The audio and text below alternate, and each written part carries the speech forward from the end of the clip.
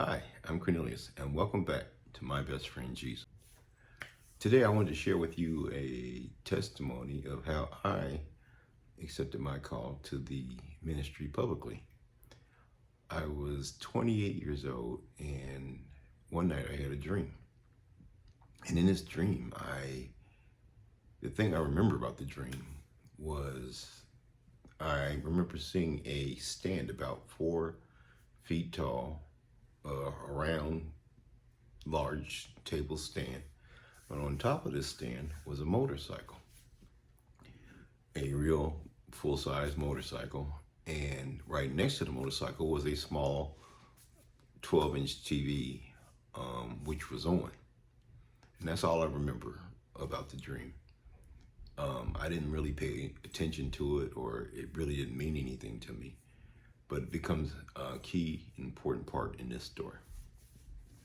Okay, so when I was 28 years old, my mom asked me to go to church with her that Sunday morning, and I agreed. And so me and my mother headed to the church, her church, which was a Methodist church, which was a great church. I had been there before and enjoyed it, but I was not a member of that church, but she was. On the way to her church that morning, we passed another church, which was the Tri-Counties Assembly of God Church, which was a basically new facility. It held several thousand people at one time. It was a very big church, beautiful church, but I had never been there before. I didn't know a soul, I didn't know a soul at that church. But as we were driving by that church, I looked at it and I just said, I'm going to that church tonight. I don't know why I said it. I don't know why I thought it. I don't know where that thought came from, but that's what came out. So we continued on to my mom's church. We had a great service. I had met a friend there who I hadn't seen in several years, and he had asked me to go to a party that night. And I said, sure, I'll go. And he said he would call me around 7 p.m. that night, and he would give me directions. So I said, okay. Ended up going back home. 7 o'clock came. He never called, never left a message. This is before the days of cell phones. And so I said, okay, well, I'm going to go ahead and go to that church that I thought about going to earlier that morning. So I jump in the car and I drive to that church, and I pull into this parking lot, which is a large parking lot. And I go in through the side door. And then as I enter in the side door of the church, I enter into another side door into the sanctuary, the main sanctuary. And when I walk in there, there's only about 100 people in the church that day. Remember, this church is huge and it holds thousands of people. I estimate it could hold 3,000 people at one time. But there were only about 100 people in the church that night. It wasn't dark outside. It was still light outside. It was only 7 p.m. And this was during the summer. And so it was still light outside. And actually, I think it was spring. So anyway, I sat in the very back of the church. I entered through the side door. I sit in the very last row, I believe, or almost to the very last row. There's no one near me, anywhere near me. Everybody's closer, way up, closer to the front. And there's a few people on the right side of me or left side of me. But there's no one close to me. So I'm sitting there, and there was a guy who was preaching that day. He was an evangelist and a missionary. And he was on stage with his wife. And she was standing right next to him. And he was preaching.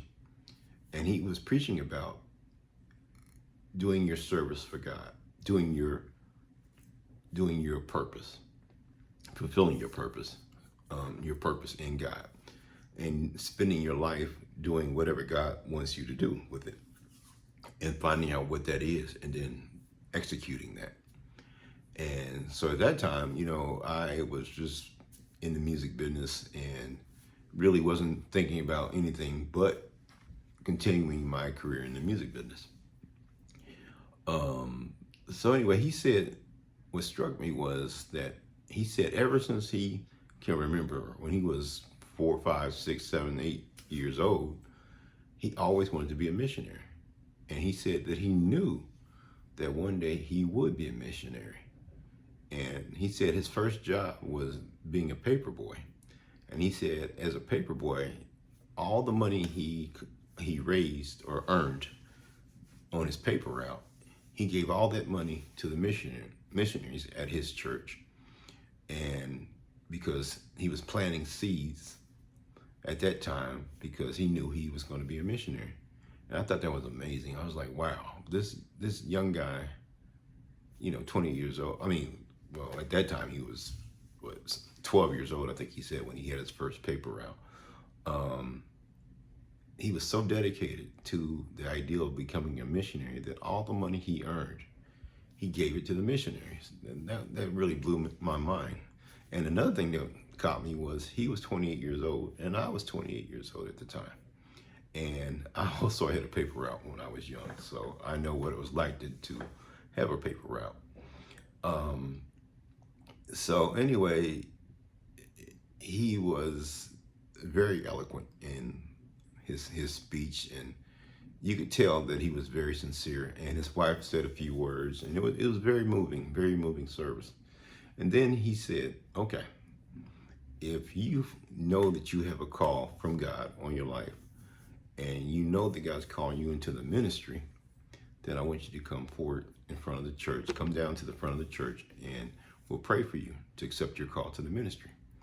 And I was determined not to do that.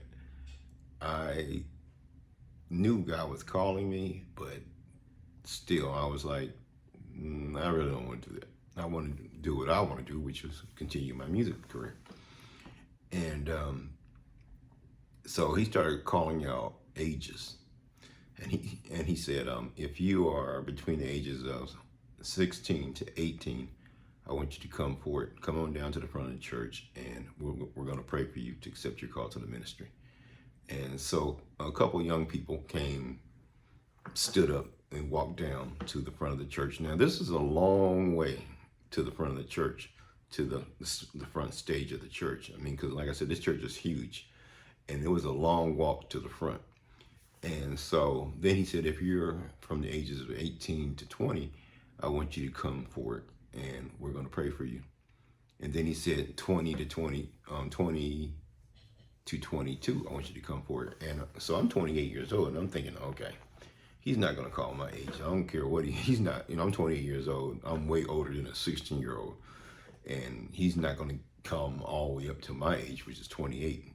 And even if he does, I'm not going down there no matter what. I will not go down there. Even if he calls my name, I'm not going down there. And I was serious. I was 100% serious. I'm like, I'm not going down there no matter what. Because, again, I wanted to do my music career. I didn't want to do any type of ministry. And then as he went up in age and up in age and up in age and got closer to 28, I started getting a panic attack. And I grew more and more agitated, and I decided I'm not going down there. And I was adamant. I was starting to get almost angry about it. I was like, I'm not going down there. I don't care if he calls my name. I'm not going down there. I'm not going down there. I'm not going down there. And then I hear him say, if you are 28, I want you to come on down there to the front of the church and we'll pray for you.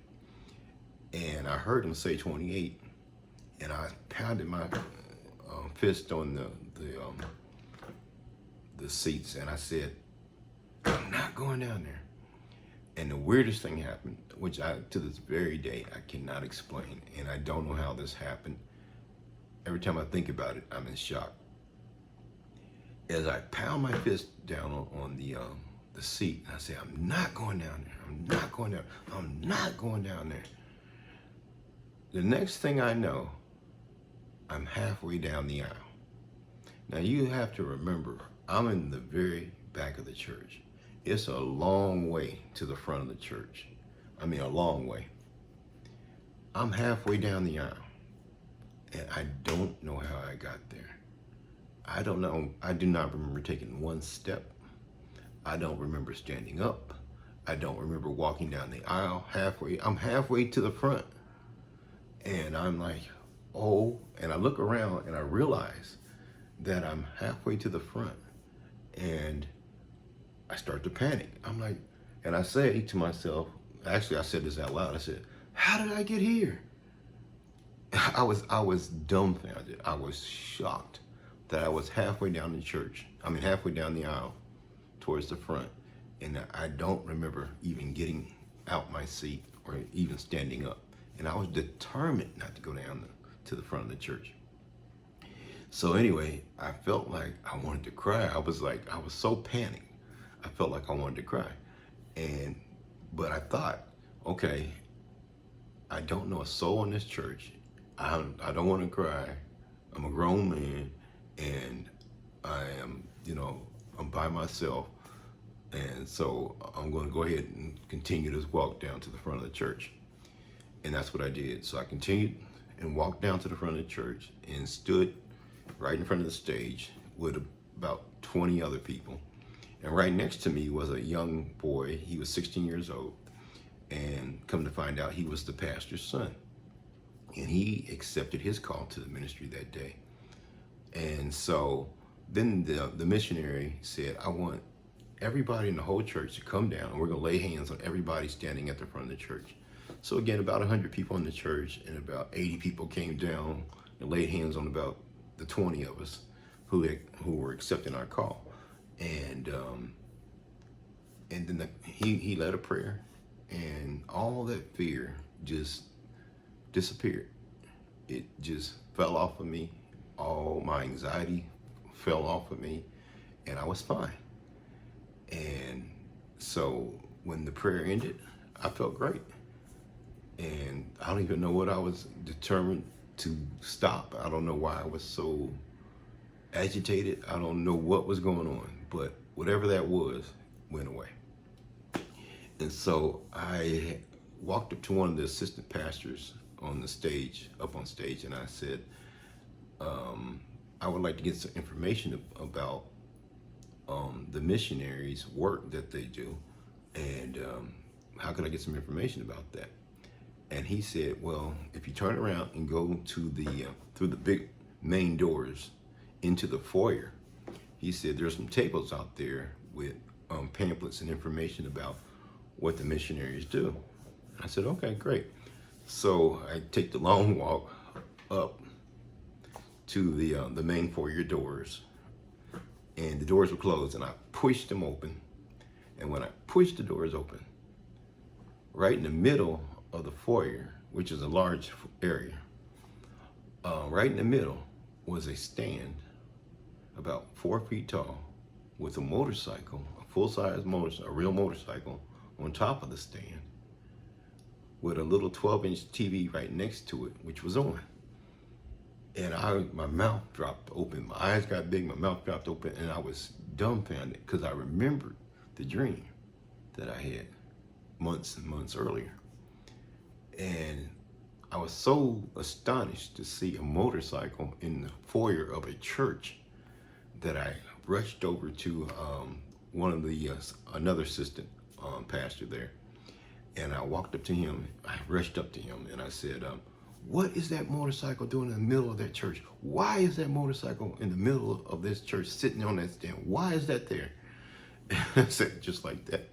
And he said, turn around. He said, look at above the main foyer doors. And I turned around, looked above the main doors, and there was a sign that said, speed the light. And he said, you see that sign? I said, yeah. And he said, well, it says speed the light.